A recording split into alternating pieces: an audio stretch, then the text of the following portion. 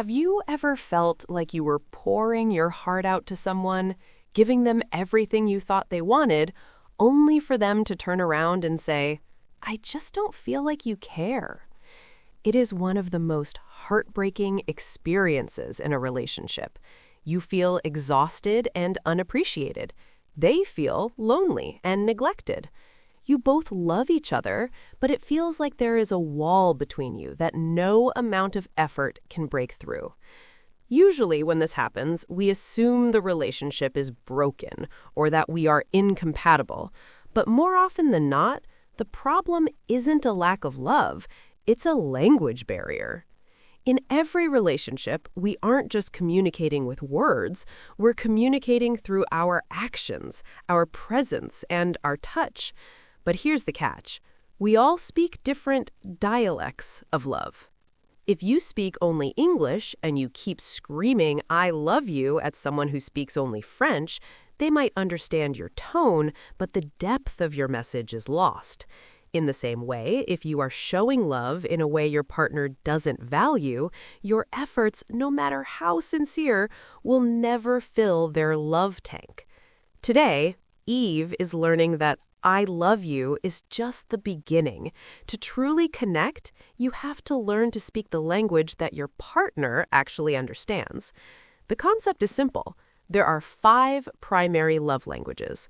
Most of us have 1 or 2 that are our primary languages, the ones that make us feel the most seen and cherished.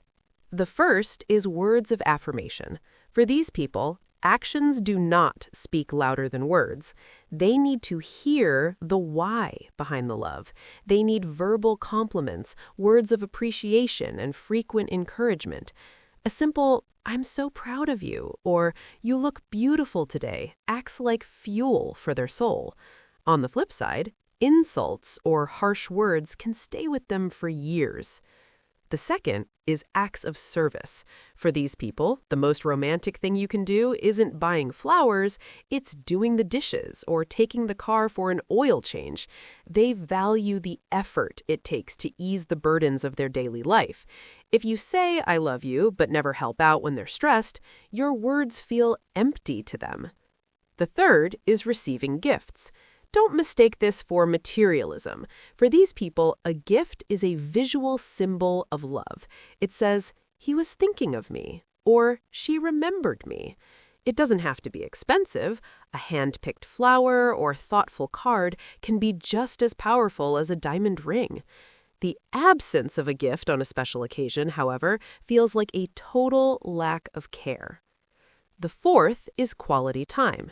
This isn't just sitting on the couch together while you both scroll on your phones. This is undivided attention. It's looking into each other's eyes, having a real conversation, or taking a walk together. For these people, your presence is the greatest gift you can give. If you're constantly distracted, they feel like they are second place in your life. The fifth is physical touch. This isn't just about intimacy, it's about the reassurance of a hand on a shoulder, a long hug after a bad day, or simply sitting close on the sofa. To these people, physical contact is their primary connection to the world. Without it, they feel emotionally isolated and cold. Eve had a realization about this recently. She was spending all her time making elaborate monster snacks for her friends, acts of service, because that's how she likes to be cared for. But her friend was still acting sad. It turns out her friend didn't care about the snacks. She just wanted Eve to sit and talk with her for an hour. Quality time. Eve was speaking service, but her friend was listening for time. This is the grand mismatch. We tend to give love in the way we want to receive it. If you value gifts, you buy gifts. If you value words, you give compliments. But if your partner has a different language, your gifts are just clutter to them, and your words are just noise. To build a relationship that lasts, you have to become a student of your partner. You have to stop being a native speaker of your own language and start being a multilingual lover. Ask yourself, when does my partner seem the happiest? What do they complain about most? Usually, we complain about what we lack. If they say, we never do anything together, their language is likely quality time. If they say, I'm doing everything around here by myself, their language is acts of service.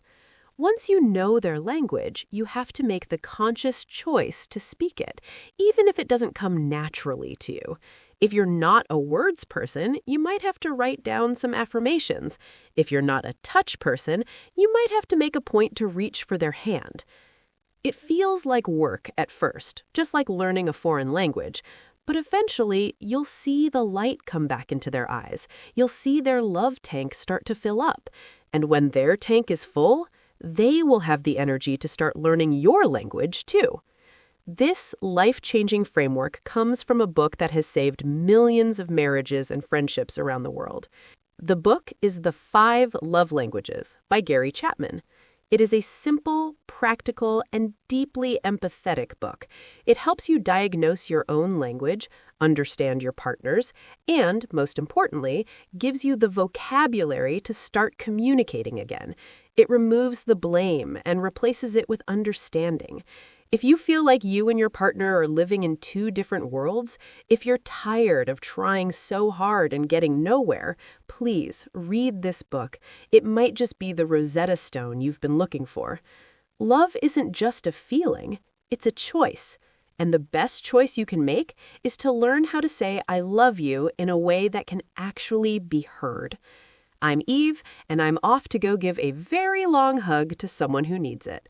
If this video helped you understand your relationships a bit better, please give it a like and subscribe to the channel. Join the Eve Squad as we learn to speak the language of the heart.